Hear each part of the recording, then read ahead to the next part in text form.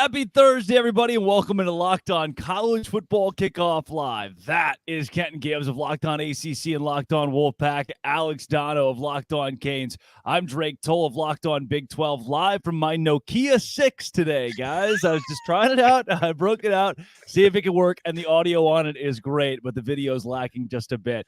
And it's not Friday. I usually thank everybody for joining us every Friday for Locked On College Football Kickoff Live. But considering games kick off tomorrow, we wanted to get a day ahead on Conference Championship weekend after a wild college football season.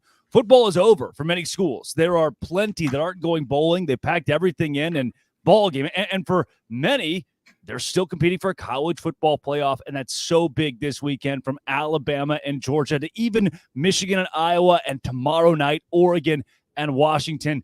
Kenton, this is it. We've got still 7-8 teams in play here, and we've got to bring it down to 4. Yeah, absolutely. And here's the deal. This final weekend of the season is going to be vitally important from a lot of aspects because there are multiple teams that are in this hunt. This is the most competitive that the CFP has ever been in terms of you can make a case for this team, you can make a case for this team, you can make a case for this team.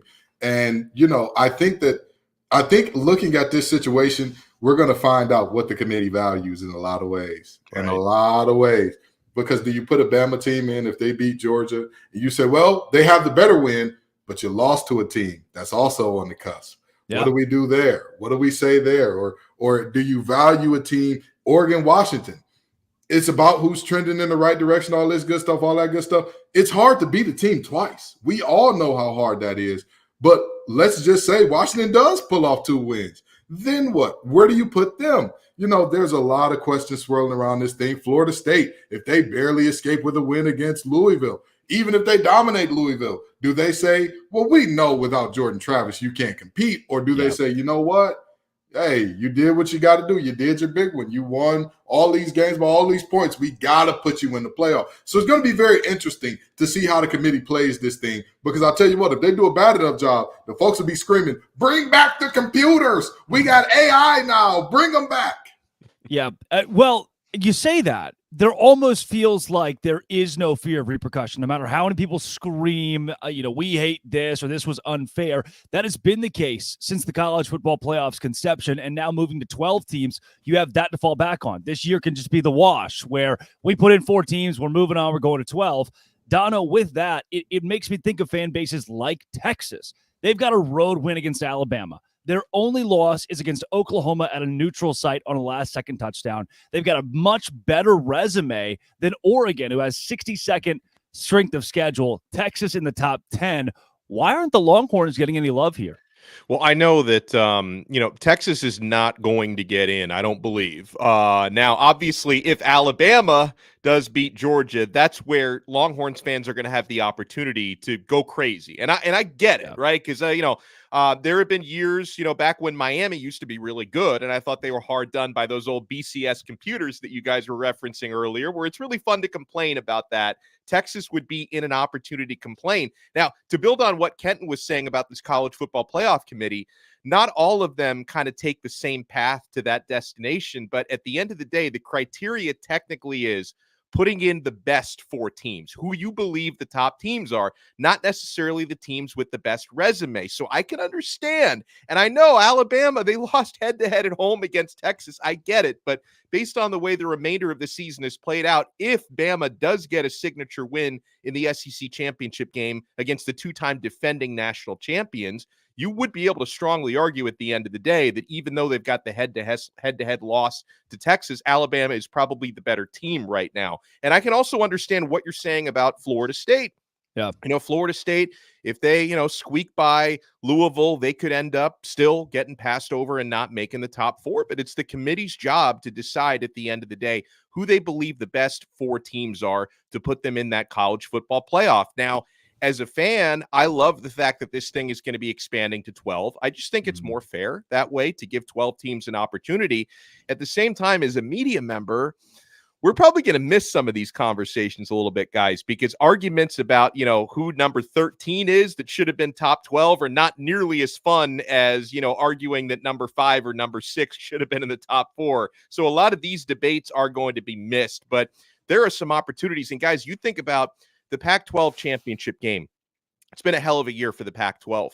And the Pac-12, as we know it, is over. I mean, what a great final for a conference that's been around for more than a century to die the unfortunate death that conference is dying, and to have two of the best teams in the country going head-to-head for the championship. And I believe, despite what happened, the result of the first game, I do believe Oregon is the better team, and they're probably going to win tomorrow. They're probably going to get into that college football playoff. But Washington is an amazing story as well, and I hate to see the Pac-12 as we know it going away. Yeah, an interesting note on that, Dono. The conversations will be replaced with who wins between Penn State and Ole Miss at a campus site game. And I think those conversations will be so much more exciting than the what ifs or what could have been. Now we get the how does it play out when those teams get their fair shake in a national championship. So we will see the evolution of that going into next season. And to touch on your Texas point, I want to go back to you here, Dono. Should they have just played Western Carolina? And they went on the road and beat Alabama, but what did it mean? What did it do when Alabama gets in the – well, where's your reward for going and winning at Alabama? You might as well have just played Western Carolina. Yeah, no, it's a great point. And again, if I were a Longhorn fan, I would be enraged with the way this thing's probably going to play out. Now, at the end of the day, Drake and Kenton, and this is why they play the games. We're going to find out on Saturday. Is it? I mean, because they did. Texas and Alabama played. Hello. They did. But here's the thing. I don't think Alabama is going to beat Georgia and get in anyway. So that's my thing. If that were to happen, if Alabama beats Georgia, they get in, Texas doesn't. Texas has the right to be outraged. I don't believe it's going to play out. I think Georgia's going to win that game. Yeah. Alabama's going to miss out. Texas will also miss out. So those complaints will not be as loud for that reason. But it is absolutely unfair. And that's why we need a 12-team playoff. That's why we need a field that's bigger than the one that we currently have, because there are way too many opportunities for the committee to, for lack of a better phrase, screw somebody over. Like, somebody's going to feel hard done by this, and Texas could be one of those who feels hard done. I mean, Washington, if they lose to Oregon tomorrow, they're going to say, hey, all we did was split with Oregon, and they get into the playoff and we don't. That's probably not, I mean, unless they get blown out tomorrow. But if it's another close game like the one we had first time around and Oregon wins, Washington's going to feel like that's unfair, and they'll have a point. Yeah. Kenton, for you, another matchup that has plenty of controversy around it, and with Locked On ACC, Florida State. If they're undefeated, they took care of business. And there are so many. I cover the Big 12 for Locked On Big 12. There are two teams that had a quarterback start the entire season because of whether injury or being benched. Two teams. This is what college football is, playing through injury. And now, sure, a key injury, albeit, but you can't keep them out undefeated. Let me tell you something. They got a guy that's 6'4" returning punts over there in Tallahassee. I don't care who they have throwing them the ball. We got a very goth version of Drake Toll today, just in case you all didn't know. He went to Hot Topic. He put on the face paint and all that good stuff. He's very emotional about this, and so am I, damn it. Yeah. You can't tell me that Florida State, with Jared Verse, with all of the guys, Kalen DeLoach, with Ventrell Cypress, with all of the guys that they got, you're looking at them saying, they can't compete with anybody without Jordan Travis. Yeah. It sounds good in theory, but there's a reason why we play the games. We cannot penalize teams for having key injuries late. That's never how this thing has worked out, and it can't work out that way this year. All Florida State has done is whoop the wheels off teams week after week after week. And if Jordan Travis's injury was so bad that this team is now so worried, okay, all they did was beat Florida by 9. How many points did Georgia win by this weekend? 8. So wait a minute. All of the injury and all of how bad it was, and you can say all you want about, Georgia rested everybody. Everybody was rested. Sure. Don't matter to me. At the end of the day, you put on film what you put on film. You put an 8-point win against a 6-win team on film. That is not going to be a moment where you can say, this team stood on, they whooped the wheels off. So to sit up here and criticize Florida State for that, asinine, ridiculous at best, flat out fraudulent at worst. And I'll tell you what, if Louisville wins the game, sure, keep Florida State out, good. They don't belong. If Florida State wins that game, all they have done is go undefeated in the Power 5. You cannot keep an undefeated Power 5 out. I don't care what conference they're from. And I think the committee's going to agree with you. I don't see Florida State, because remember, they're already in the top 4. I don't see them falling out if they win the ACC championship. Like they're going to be, you just got to take care of business. And I agree with you overall. And because I've seen over these last couple of games, I think Tate Rodemaker has grown into that offense a little bit. He's never going to be Jordan Travis. He's never going to offer, the ability to extend plays and make some of the dynamic plays. Florida State's a really good football team. He's got to get the football to their excellent perimeter players, the Johnny Wilsons, the Keon Colemans of the world. Florida State's got a very good defense, which I think is going to give Louisville a really hard time in that championship game on Friday. Rodemaker, he's got to be a really solid game manager to win that game. Now, would that be enough in the college football playoff? I will say that even if Jordan Travis was still there and not Rodemaker, I wouldn't predict Florida State to beat some of the other teams they're going to be in that field with. But do they deserve, if they win that game against Louisville? Yes, they deserve to get in. I believe the committee will get it right. They will put them in. Yeah, and again, they've got not just a win against LSU. They have a beatdown against LSU and a possible Heisman winner in Jaden Daniels. And more than ever to me, we are devaluing what teams did in the first 3 and 4 weeks of the season. We are taking away some of the big ones. We have planted these games in our schedules to build strength of schedule. And now when the clock's striking midnight due to some key injuries or due to that one loss in the midseason, those don't seem like they matter. And that's something that plays in so large this week. And speaking of large, Kenton, these spreads, Oregon -10. Texas -15.5 against Oklahoma State. Even Georgia, a touchdown favorite against Bama, and then 21.5 for Michigan over Iowa. What are the odds we get a big upset somewhere in here? I mean, and even a big upset would be Washington over Oregon based on a 10-point spread. Penix is going to get the job done the same way I said he would the first time, and nobody believed me. Washington is going to beat this Oregon team. Oregon bullies a bunch of bad teams, and everybody's all of a sudden, oh my God, the mighty Oregon Ducks. You can't do nothing with them. Let me tell you something. You can try to change, but that's just the top layer. Homie, you was who you was when you got here. That's what I look at Bo Nix with. That's who I look at him as. You're a good quarterback.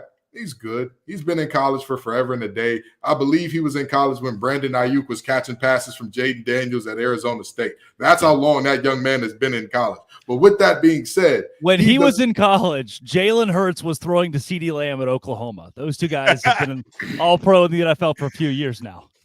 That's my point exactly. Bo Nix is not the guy that everybody thinks he is. Penix is. Penix is that. He is phenomenal. He is spectacular. He's playing through injury, making it happen and all that good stuff. I'm going to tell you what. Oregon, they're a good team. Very good team. I'm not saying that they're a bad team in any way, shape, form, or fashion. I understand that they've been beating the brakes off teams and it looks like Washington's kind of struggling to get to the finish line.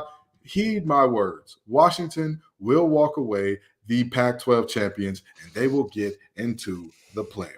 I strongly disagree. And it going back to, here's the thing. By the way, that is as mad as I've ever heard Dono. That was there was some oomph in that. I don't know how mad I can get about a game that's not even happened yet, but I don't see it playing out that way because back in the first matchup, Washington won that game. Oregon beat themselves. I mean, there was some bad fourth down decisions. A college kicker did college kicker things when they could have won the game there. No.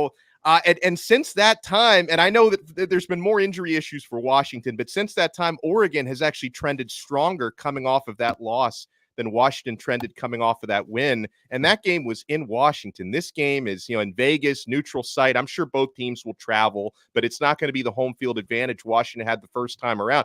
I can agree with you on Penix. Like, I'll take Penix over Bo Nix, but Bo Nix is not chopped liver. I mean, 6 year has been the charm for him. He's been incredible out there this season. He and Penix have very comparable numbers. Nix arguably has slightly better numbers this year. So this is also, I think Jaden Daniels should be the Heisman winner. Let me just say that. But this matchup could decide that Heisman, because the Heisman voters, do they value the stats or do they value the signature win? So if more value comes into the signature win, that matchup could decide it. I see Oregon winning the game. The 9.5-point spread is probably too big, but I think Oregon. It's an insane spread. That's unbelievable.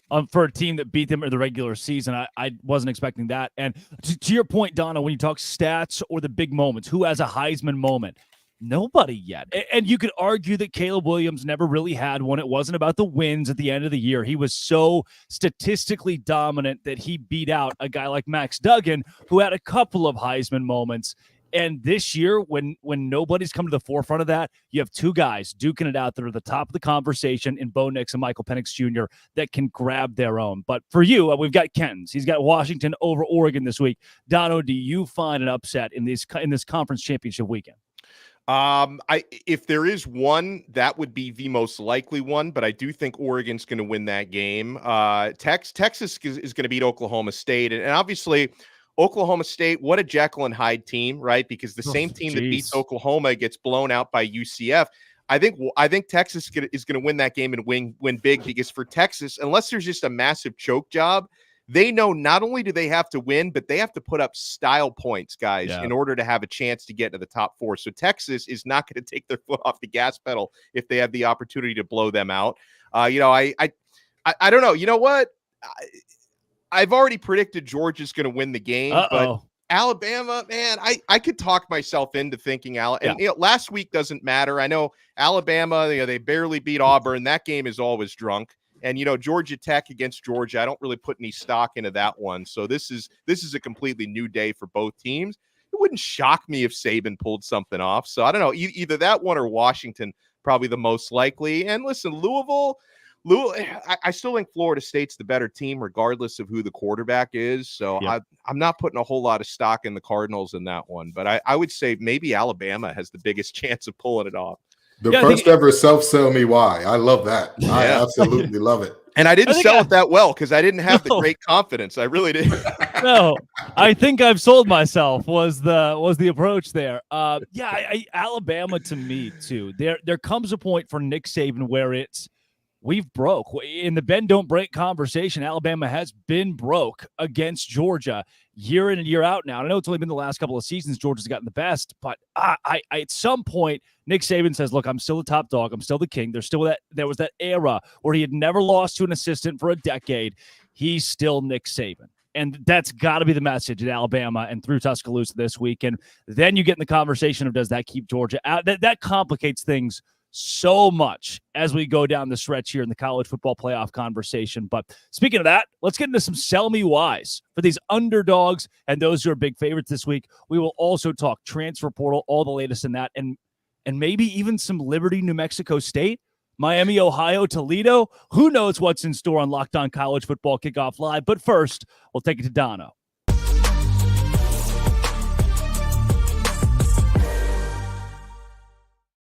Passion, drive, and patience. What brings home the winning trophy is also what keeps your ride or die alive.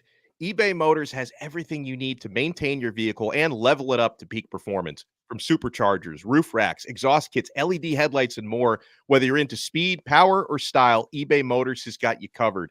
With over 122 million parts for your number one ride or die, you'll always find exactly what you're looking for. And with eBay Guaranteed Fit, your part is guaranteed to fit your ride every time, or your money back. Because with eBay Motors, you're burning rubber, not cash. With all the parts you need at the prices you want, it's easy to turn your car into the MVP and bring home that win. Keep your ride or die alive at ebaymotors.com. Eligible items only. Exclusions apply. eBay Guaranteed Fit only available to U.S. customers.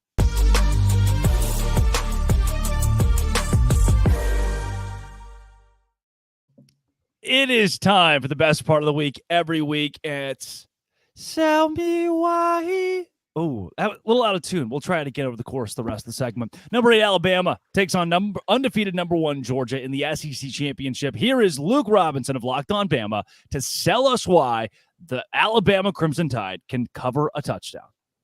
Hey everybody, my name is Luke Robinson with Locked On Bama, and I'm going to sell you why you should take Alabama and the points against Georgia in this SEC Championship game. And the reason is because Alabama's rarely an underdog, and when they are, they typically win the game outright. I would say, hey, look, if you want to take a smaller gamble, take Alabama on the money line, because I'm telling you what, this team is playing really, really well. They're having a lot of fun. In a couple of games, Alabama hadn't been underdog many in the past, say, decade, about 4. At least 2 of those were against Georgia. Both of those Alabama won. outright. This team, is, like I said, is a little bit different than most other Alabama teams, not quite as the business-like approach, a little bit more fun. A lot of that starts at the top with the quarterback, and I think Alabama's going to march out of Mercedes-Benz Stadium, where they're undefeated, by the way, with a 27-26 win. You know, I'm not usually sold with this team's having fun, things are going well, you know, we're playing hot, and we're great as an underdog. That doesn't give me a lot of tangible on-the-field stuff. But Kenton, after watching the way that things went down on Saturday, I've seen college football teams do this so many times. They get that skin-of-your teeth win, the miracle moment, you think, what if? We're just the team of destiny. I think you do have that chip on your shoulder coming into this game after the way they beat Auburn. You know, I think that Nick Saban also has a chip on his shoulder about the way people are talking about Kirby Smart now, because Kirby Smart's beat Nick Saban a total of what, one time now? Is it one? I think twice. I think it's twice. I think it's either way you even then, yeah. Either way you cut it, slice it, or look at it here. In the last time that Georgia beat Alabama, in that same season, Alabama had beaten Georgia before that. You're looking at a situation where people are going to be saying, oh my God, is it time for Nick to hang it up and all that? In the same way that we got a swan song out of the Pac-12, unlike something that any of us could have precipitated, we're probably going to get the same thing out of Nick Saban here. Like, all right, the old dog still got a couple left in me. In the words of Tim McGraw, I ain't as good as I once was, but I'll be as good once as I ever was. And I think that this is Nick Saban's moment. Toby Keith. Toby Keith. I don't know country singers. My bad. Anyway, I think that we get that one where he's as good as he ever was right here. All right. Dono, do you like him covering a touchdown? I do, and I'm glad we had Luke on because he sold it better than I sold it to myself. So he may, and I didn't realize they were undefeated in Mercedes-Benz Stadium. So that's another feather in my cap there. But tangible stuff. Alabama's got the best defense Georgia has faced all year. I think that's worth noting. And Drake, I think you were the one who mentioned when you get the type of win and the type of moment that Bama had last week, where you're converting a 4th and 31 to win the football game, snatching victory from the jaws of defeat.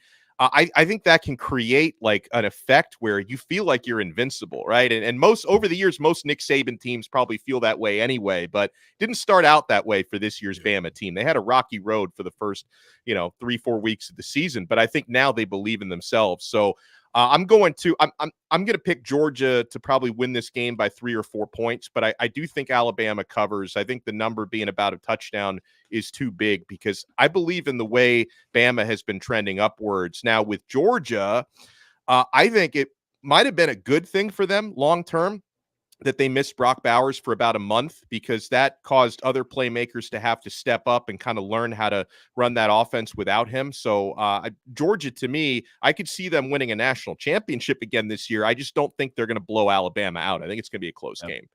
Kenton, you are as good as you once were. It is one win. Kirby Smart has gotten one win in 5 tries against Nick Saban. So I'll retract my statement. I double retract. Alabama is broke against Georgia. I'm telling you, the only thing that I will say is this. Jalen Milroe demanding the Heisman after that win. My brother in Christ, you were benched earlier in this season. Knock that off. But very seriously, I think that the Kirby has overtaken Nick talk. It's a little overblown. It's a little overstated. Yeah. And I think that Nick is like, oh, don't worry. Y'all forgot who Pops was. I got to spank that baby, put him back to sleep. And Georgia is a very big baby now. That's a very tough one to spank, but we're going to see what happens there. Now, Georgia has won almost 30 games in a row. So you can make that, while it hasn't all been head-to-head against Bama, you can make the case that Kirby Smart is the king of college football, at least for now, but he can be dethroned on Saturday without a doubt. 2 other teams that are fighting for college playoff contention in the Pac-12 Championship. Number 5, Oregon. Number 3, Washington. The Huskies won the first matchup 36-33 at home, but now they're 9.5-point underdogs. Here is Spencer McLaughlin of Locked On Ducks to tell us why Oregon can cover as almost double-digit favorites. Oregon is a big 9.5-point favorite against Washington in the Pac-12 championship game. And if they play the way they're capable of, they can cover that number. I'm Spencer McLaughlin of the Locked On Ducks podcast on YouTube and wherever you listen to your podcasts. It's Monday through Friday. Oregon is playing better football than Washington. That doesn't automatically mean they're going to win the game. It's the reason they opened as a 7.5-point favorite. And I think the public largely, because of the way Oregon's played the last couple months, has moved it out to a 9.5-point spread. Oregon can cover that number, though. Bo Nix is playing as good a football as anybody in the country. His decision-making and playmaking have both been off the charts good over the last couple of months. The run game hasn't been quite what it was in the first half of the season, but in each of the last two matchups with Washington, both losses for the Ducks, Oregon has run the ball exceptionally well, and the Huskies have struggled to tackle. If that comes up again, Oregon can win by 10 or more. Okay. Oregon can win by 10 or more, Dono. I will agree with that. We've seen them dominate teams. However, you use the inverse of what Spencer brought. If Oregon plays their best brand of football, if Washington does the same, I still think the Huskies have an edge here. Well, the Huskies, and you could say the same thing about Oregon, honestly, but one of the reasons why I think this game is going to be close is just the big play potential. I mean, we've talked about Penix. He could at any point in time hit Rome Odunze for a 75-yard touchdown. It can happen in the blink of an eye. I think one of the keys for Washington, if they're going to pull off a big upset here, despite the fact that they've beaten this team already, can they generate any sort of a pass rush? I mean, we look at, how good Bo Nix has been this year. It really shouldn't be that much of a mystery when the Ducks have only surrendered 5 sacks this year, guys. That's the fewest given up by any FBS team. And inversely, Washington is 110th in the nation in producing sacks. So if they can flip that narrative around a little bit and apply some pressure, that could be the X factor in this game, because I think a lot of people look at it and just say, this is probably going to be a shootout the way the first game was, probably going to be relatively high scoring and going to be really close. But if I'm going to look at the Huskies to pull one off, if they can put some pressure on Nix, which nobody's really done this year, that could give them an even bigger edge. But I thought Spencer did an okay job selling it, but I think even Spencer has got to know 9.5 points, that's probably too big for a game like this. Yeah. Kenton, for you as somebody who played the game at the collegiate level, how much of this comes down to coaching? Each team got a fair shake at, we have Kenton here? Oh, I think, he's hey, back. Kenton, how much of this is coaching when you talk about two teams that have already met once before? You played the game at the collegiate level. Yeah. Is it adjustments? Are we going to learn who's better when it comes to the guys with the headsets? Yeah, absolutely. Absolutely. Okay. That's why it's hard to be the team twice. And not only is it the guys with the headsets, you have seen what has success. And generally, it's easy to get lazy and settle in on, hey, we had success with this the first time, let's do it again. That's the thing there. And I'm going to say this. Washington, the Huskies all season have been the Rodney Dangerfield of college football. They get no respect at all, week in and week out, whenever screaming, the Huskies are going to lose it this week. They're going to blow it this week. They can't win this game. Do y'all remember the first matchup against Oregon? Got no chance. Oh, this team. Oh, Oregon is right. Oregon's on the road, but I'll tell you what, that's one of the best road dogs you're going to see all year. And lo and behold, they just won the game. I'm going to tell you right now, this Washington team has had it up to here with the disrespect. And I don't know. I'm not going to lie and say I have sources inside that program, because I don't. But I'm going to hope and pray and wish that they have the temperament in that building that is absolutely pissed off, disgruntled, and downright nasty in terms of, y'all still don't believe. How much more can we do? So after we beat this team, let me guess, we're going to go to the playoff and y'all going to say we need to lose by double digits there too, right?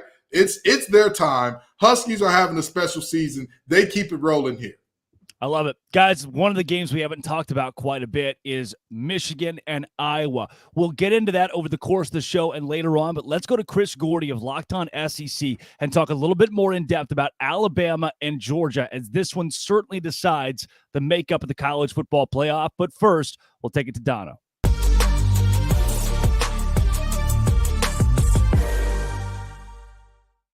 Having so much fun since 2020 on Prize Picks. Prize Picks is the largest daily fantasy sports platform in all of North America. The easiest and most exciting way to play DFS, by the way, because it's just you against the numbers. Instead of battling thousands of other players, including pros and sharks, you just pick more or less than on 2 to 6 player stat projections, and you watch the winnings roll in. Guys, with basketball season here as well, you can now pick combo projections across football and basketball from the Specials League. It's a league created specifically for combo projections that includes 2 or more players from different sports or leagues. For example, you can take LeBron James plus Travis Kelce at a 10.5 combo of 3 points made plus receptions. I love stuff like that. And here's what I love most about Prize Picks. They even offer a reboot policy so that your entries stay in play even if one of your players gets injured. For football and basketball games, if you have a player who exits the game in the first half and does not return in the second, that player is rebooted. Prize Picks is the only daily fantasy sports platform with an injury insurance policy. Go to prizepicks.com/lockedoncollege and use code LOCKEDONCollege for a first deposit match up to $100. Prize Picks really is daily fantasy sports made easy.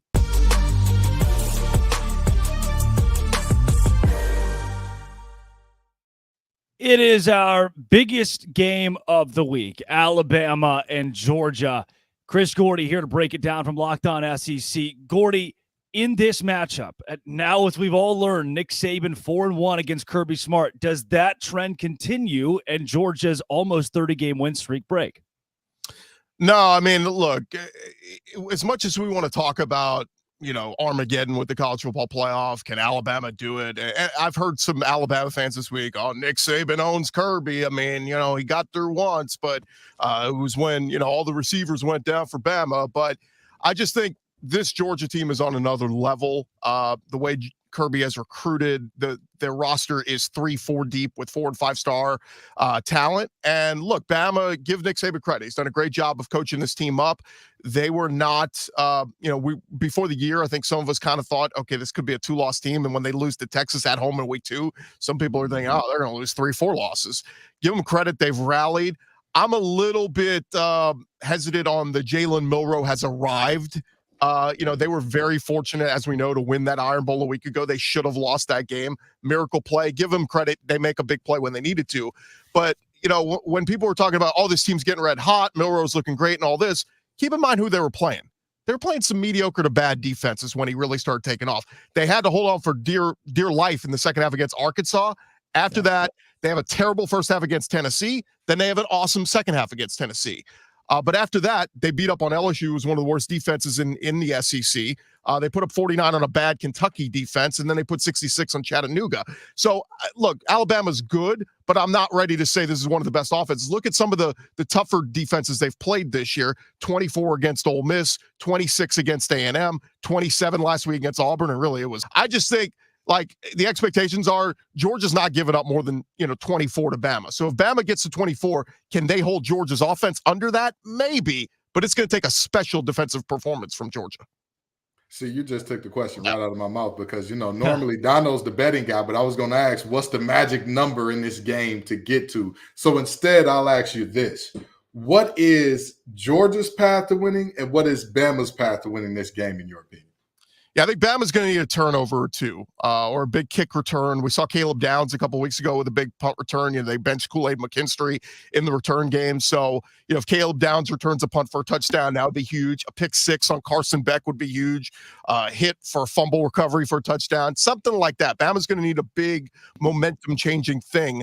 But I do think it's simple. I love to look at the point totals and what we've seen throughout the year. I think if Bama gets to 30 points, they have a great chance to win this game. But that's the problem is Georgia's defense is so strong. People look at the Georgia Tech game a week ago and say, maybe not the best performance from Georgia. They were sitting a lot of guys out. They rested Brock Bowers, Lyd McConkey, a lot of guys that weren't 100%. They rested them to try to get them ready for this weekend against Alabama. So, for Georgia, I think just keep doing what you're doing. And by the way, if Bama jumps out to a 7-0 lead, takes the ball down the field, scores first, it doesn't matter because Georgia, so many teams have done that against Georgia. Tennessee did it. Florida did Vanderbilt. it. All these teams have done it, and then Georgia goes, yep, that's it. That's enough. We've made adjustments. We saw what you were running. So it's going to be fascinating. Again, look, I'm not saying Bama doesn't have a chance. I just think this Georgia team is so experienced and so deep that, they're ready for this challenge. I think about this, Gordy, from your perspective as the host of Locked On SEC, because we talk about chaos scenarios in college football. If Bama wins a close game this weekend, they both get into the playoff, right? Like Georgia and Bama would get. How do you see that breaking down if Bama does win? What's the playoff scenario? I don't want to be anywhere near that decision-making room. I mean, it's chaos. You literally don't know what to do. I mean, I thought Bill Hancock's statement the other day was pretty interesting where he said, we are picking the 4 best teams, not the most deserving. If I ask each one of you, what's the best Chinese restaurant you ever ate at? You're all going to have different opinions, right? Like, so best is so subjective, but I think what they're telling us is we've had Georgia at number 1. We think Georgia's one of the best teams. If Georgia loses on a last-minute field goal to Bama, Georgia is still one of the 4 best teams in the country. They're not going to take them out of the top 4 because of that.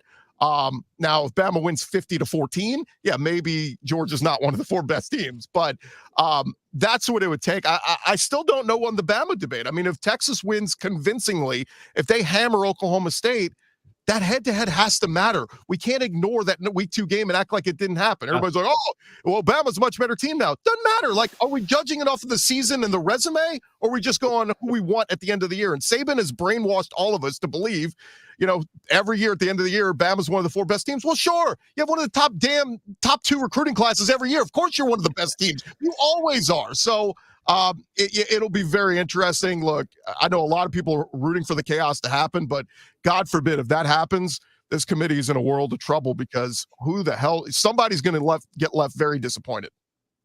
Gordy, before we get you out of here, we've talked about how the game can play out. How will it? Who wins and how does it go? Yeah, I think we see what we saw this year. I think Alabama comes out, executes. I think they score early. It wouldn't surprise me they get the ball first, take a 7-0 lead. But then we'll see Georgia do what Georgia does. The quick passes out to Brock Bowers and some of their Rara Thomas and some of their weapons they have, and that run game. I mean, Kendall Milton and all the different pieces they've had throughout the year. Dejon Edwards been so good this year. They just bleed you. It's that slow bleed where it's like, God, he just got 6 yards of first down. Oh, it's another 6 yards. And it's just like they just keep the chains moving, keep the clock running. And so, I picked Georgia. I think Georgia scores in the 30s. Wouldn't surprise me if they get to 40 here. Georgia wins something like 41-24. Probably close at half. I mean, if you want to say Bama is close, hanging around the first half, I just think this Bama defense is not great. Like they're good, but Kevin Steele, he's an average to good defensive coordinator. Saban plays a big part of that. But keep in mind, this Alabama team, we're so used to them winning games, like the Kentucky game a few weeks ago, where they scored 49.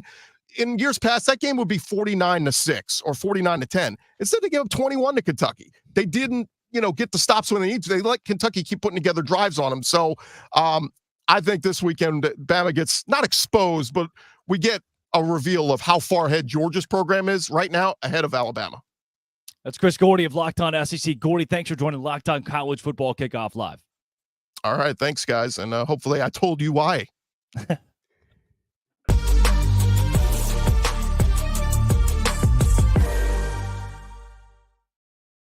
I think what Gordy was looking for there was sell me why. But he just kind of botched it. So I needed to come in and clean up a little bit there.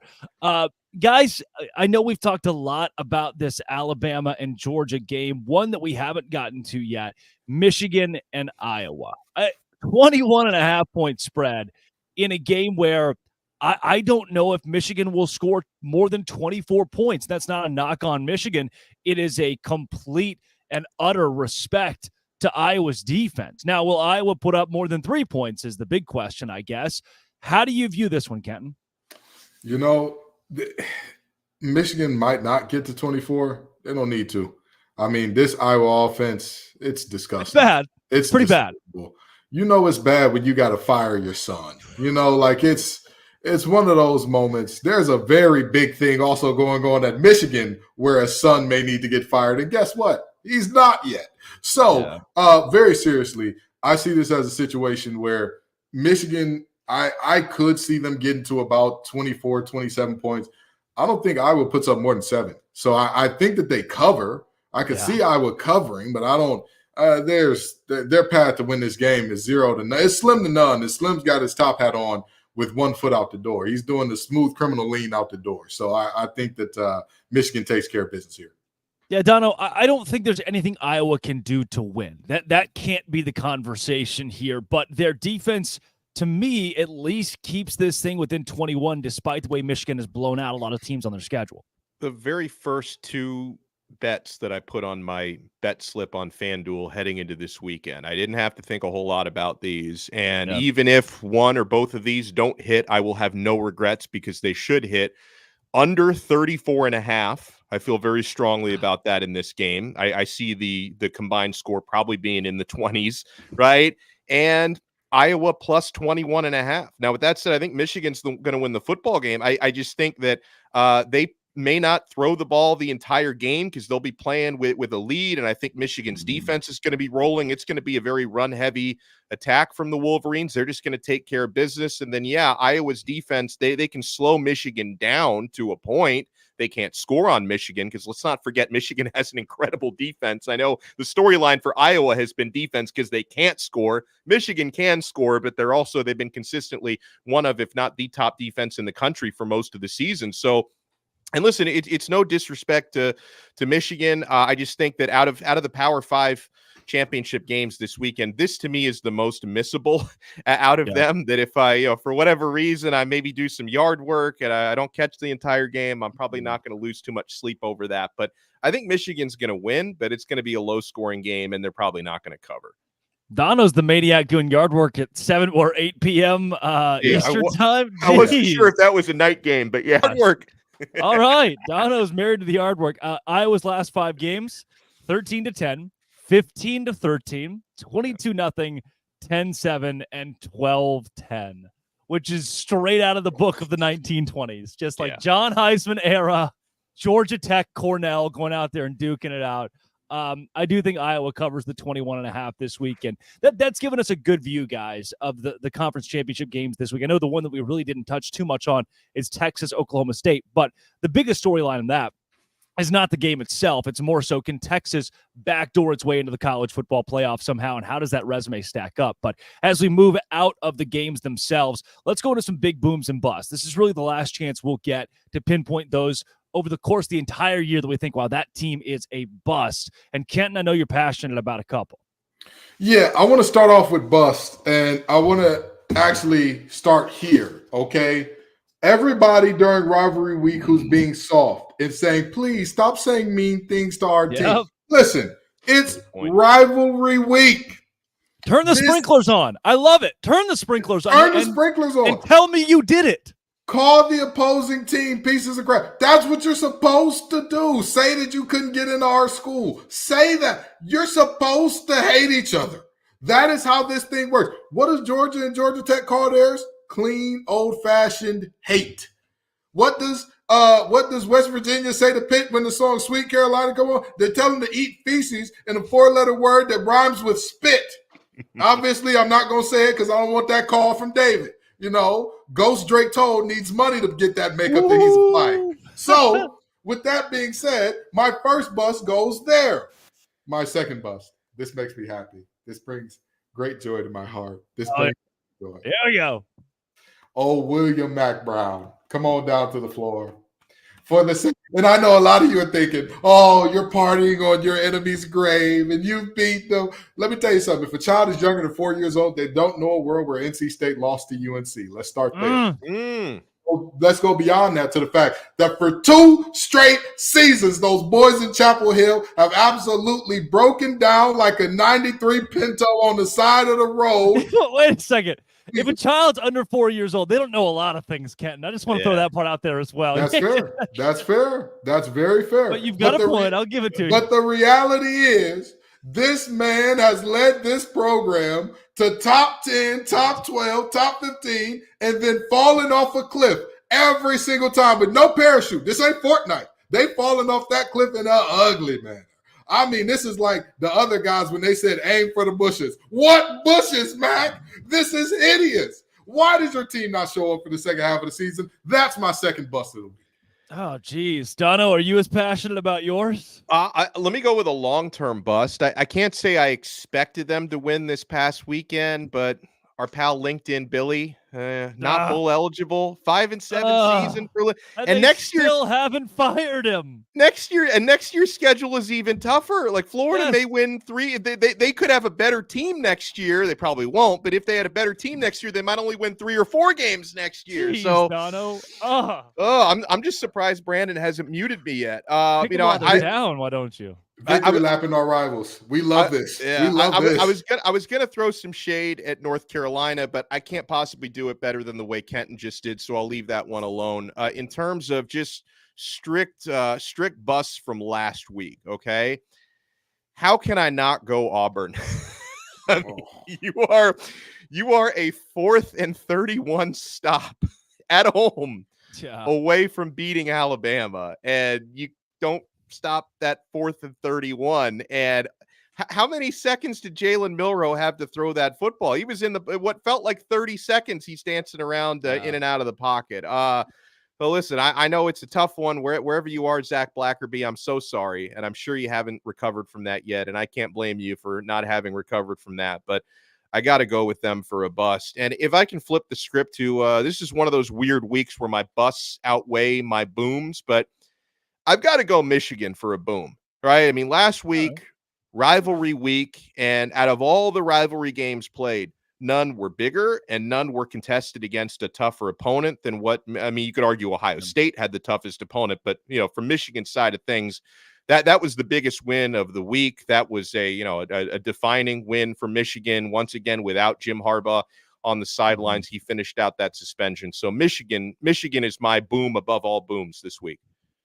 All right. I've got plenty of busts this week. Because we have not talked a lot of Texas and Oklahoma State. I'm going to give you a little bit from the Big 12, but I'm going to start with my Nokia 6 that I'm recording this from. That's my first bust. We got to upgrade things. My second is Geek Squad at Best Buy. They say fixed. They say my computer's fixed, and this is what I get. My goth girl era.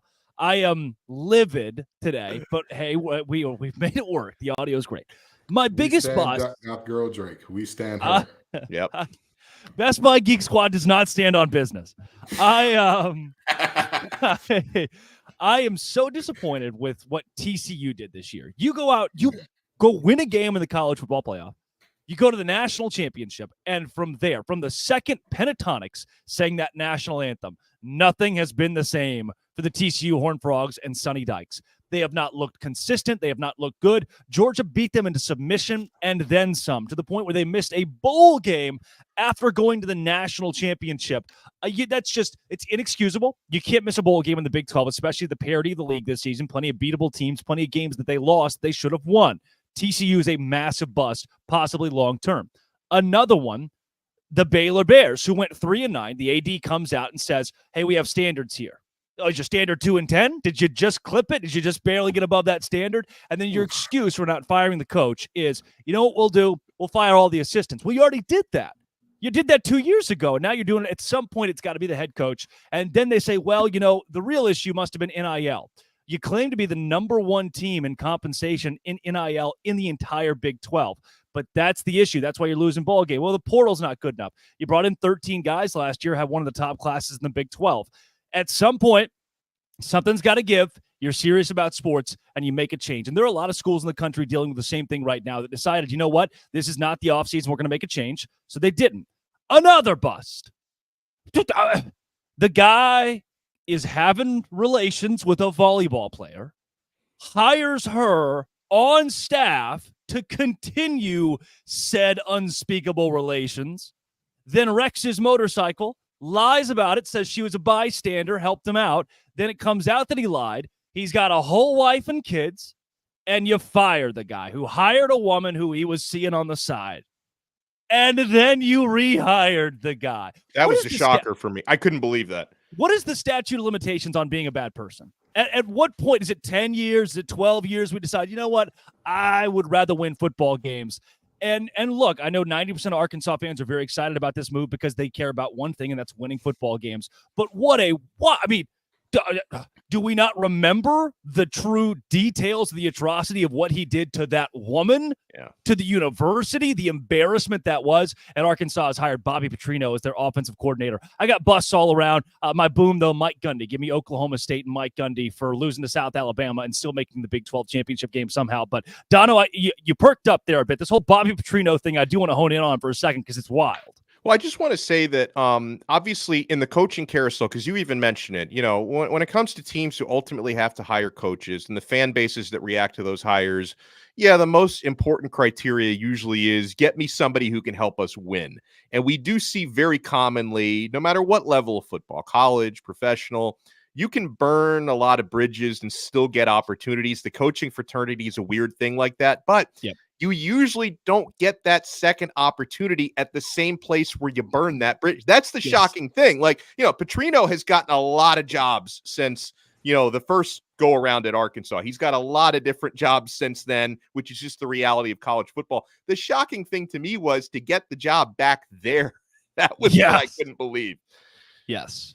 College football is look at Hugh Freeze, who's in the same division where he was calling escorts on a university phone. Right. How quick we forget because he beat Alabama a couple times. I mean, I don't think it's a matter of forgetting. I can't remember what NFL scout it was, but they said if Hannibal Lecter could make tackles and ran a 4.3, we'd just say he had an eating problem.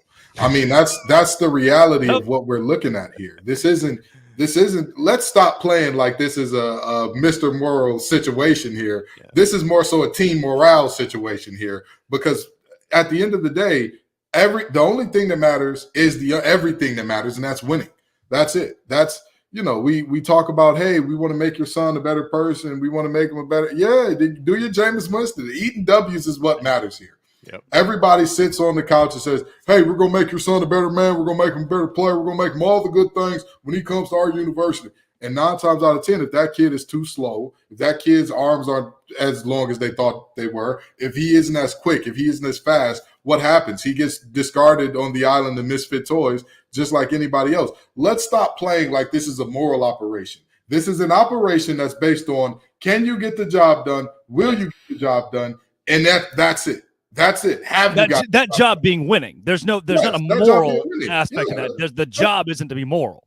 Absolutely. The job has nothing to do with morality. We see in basketball, we see Patino back at the high level. Like, it does not matter. We saw Godfrey go somewhere else and get another job and get another university in trouble. These people don't care. They don't care. Dave Bliss was blaming a dead guy for Beard at Ole Miss. The reality is, we're looking up and seeing more and more these teams no longer need to. The news cycle works so quickly that it doesn't matter anymore. It's like, oh, no, we got to fire this person because they're bad. We'll put them on a 2-year isolation. We'll probably get them back if we need them back. Because make no mistake about it, if Kiffin wasn't working out at Ole Miss, you don't think that they would have gave Hugh Freeze the call? Absolutely they would have. But it's working out for them, so they're like, yeah, we're good people. We don't want that Freeze guy back. Yeah. From the Liberty School of Coaching Rehab. It's Alabama or Liberty. It depends on how bad your infraction was. Either Alabama or Liberty. And then you go for Ian McCaw, the AD at Liberty. Was it Baylor in 2016? And it's the Liberty School for Rehabilitation if you're in sports.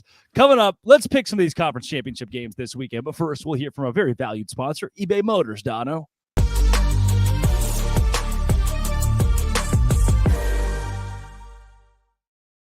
Passion, drive, and patience. What brings home the winning trophy is also what keeps your ride or die alive. eBay Motors has everything you need to maintain your vehicle and level it up to peak performance. From superchargers, roof racks, exhaust kits, LED headlights, and so much more. Whether you're into speed, power, or style, eBay Motors has got you covered. With over 122 million parts for your number one ride or die, you'll always find exactly what you're looking for. And with eBay Guaranteed Fit, your part is guaranteed to fit your ride every time or your money back. Because with eBay Motors, you're burning rubber, not cash. With all the parts you need and the prices you want, it's easy to turn your car into the MVP and bring home that win. Keep your ride or die alive at ebaymotors.com. Eligible items only. Exclusions apply. eBay Guaranteed Fit only available to U.S. customers.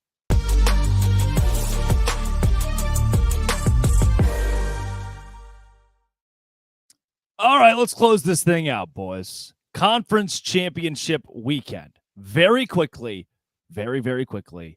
Miami of Ohio and Toledo this week. Alex Dono. Because I don't want to anger Brandon Olson more than I have already. Our lead producer here is the one who won. He's a Toledo guy in addition to being the host of Locked On Gators. I'm going to go with the Toledo Rockets to get it done. Kenton Gibbs. Give me the Rockets. Every time I picked against Cast Technicians, I have lost this year. Give me the Rockets. All right, fine. I'll take Toledo just for Brandon. I know he's had a tough year with Florida. Toledo it is.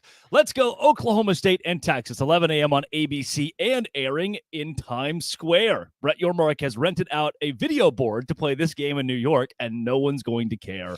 Alex Dono, who wins the Big 12 championship?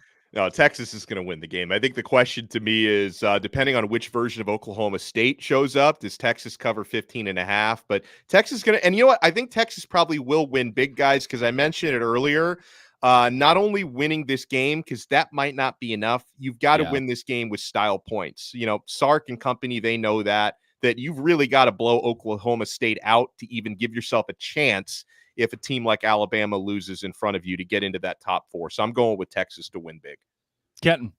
Of all the Power 5 teams in conference championships, they are the most one-dimensional in terms of Oklahoma State and leaning on Ollie Gordon. With that being said, I only say that because Iowa has no dimensions offensively. I give Texas the nod in this one, and I think they cover because, I mean, the goal is simple. Fill the box, stop Ollie, win the game. I think they do so handily. Texas allows 89 rushing yards per game. They allowed 330 passing yards to Rocco Beck, but I don't think Alan Bowman's even as good as Iowa State's Rocco Beck. If forced to throw the ball, Oklahoma State's going to lose. Texas thwarts a late comeback. The Cowboys cover 15.5, but Texas wins by a score. Let's go Georgia, Alabama, 3 o'clock, CBS. Kenton, where do you lean? Roll Tide, roll. I've got Bama pulling off the upset. I think that, again, Saban is tired of hearing about his assistant finally getting one on him. And he said, all right, I'll show you. I'll show you exactly what's going on. Give me Bama. Dono. You know, it's crazy because we've had a couple good sell me whys in conversations. Like Luke from Locked On Bama made a strong case to Bama to cover, maybe even win the game. Gordy from Locked On SEC basically told us Georgia's going to blow them out. I'm going to stick with my guns to say I still think it's going to be a closer game than Gordy gave him credit for from a Bama side. I don't think they're going to pull off the upset, though. Georgia, to me, is just the better football team. That's going to carry over, and Kirby Smart is going to be 2-4 against his former mentor coming up this weekend. I've got Georgia winning a close one. I'm going to go with Kenton here. I'm going to go Alabama. I think Nick Saban. That's the lean. It's the edge that I give it. I'm going to go Nick Saban and Alabama. They find a way to get it done. They lead early, and they somehow they keep that lead. They find a way to keep that lead. They never trail in this game and win it by a score.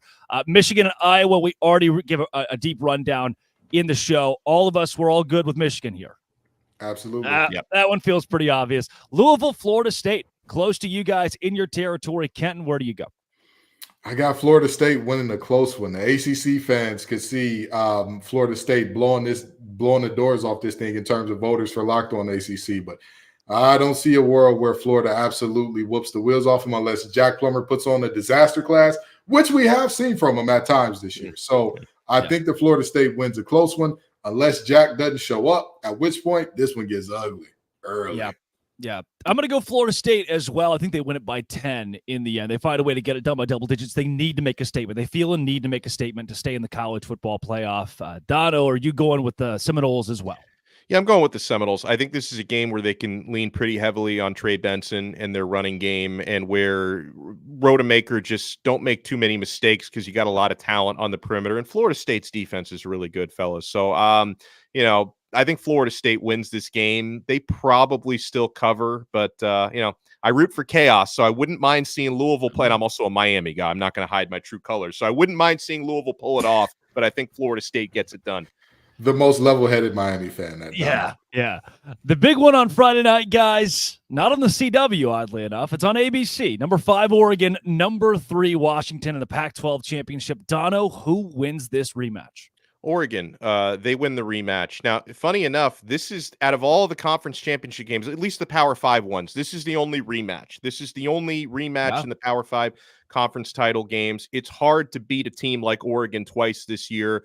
Last time was in Washington. Oregon shot themselves in the foot, could have won a close game. This time they win a close game in Las Vegas, and they get into the college football playoff. Kenton, come on, say Huskies. You know what I got. I got the Huskies. I've got the Huskies winning this game because, again, they were underdogs in the first game. They've been picked as the team to be upset multiple times this year. Again, the disrespect has got to stop at some point in time. they put an end to. Well, actually, they won't put an end to it because after this, they'll be underdogs again in the playoff, and that's all right with them. They'll enjoy being the Rodney Dangerfield of college football all the way up to a natty, hopefully for them. I don't see them winning that much, but I got them beating Oregon today, or Friday rather. Give me the Washington Huskies in this game. I just think we saw too many coaching blunders in the first game from Oregon for me to trust that staff coming up in a rematch. I'm going to go Washington in this one. That is Kenton Gibbs of Locked On ACC and Locked On Wolfpack, Alex Dono of Locked On Canes. Just want to say, guys, it's been a pleasure this whole season. You're both pros, and to work with you every week covering all of college football has been great. Kenton, thank you. Absolutely. I'm excited to be here with you, Drake, man. I'm excited to be here with you, Dono. I'll tell you what, when I got the call about this show, I said, who am I going to be doing it with? They told me y'all two. I did some research. I said, wait a minute now. This little blind kid is all right. This is the best blind kid since Bieber. I love it. We got to get some toe fever going, baby. We got to get it rolling. Dono, a pleasure to work with you too. Pleasure to work with you both. Like I knew Kenton a little bit going back to last year with Locked On ACC, getting to know Kenton better and getting to know Drake Toll because I knew him as the best hair in the business. He and Borba have the best hair on the Locked On network, but there's a lot of substance behind that hair, Drake. You did a fantastic job all year long. Thanks, guys. As a 16-year-old who just got my car keys last week, it's been an honor to get this call. This has been and always will be. Thank you all for joining us every single week for Locked On College Football Kickoff Live.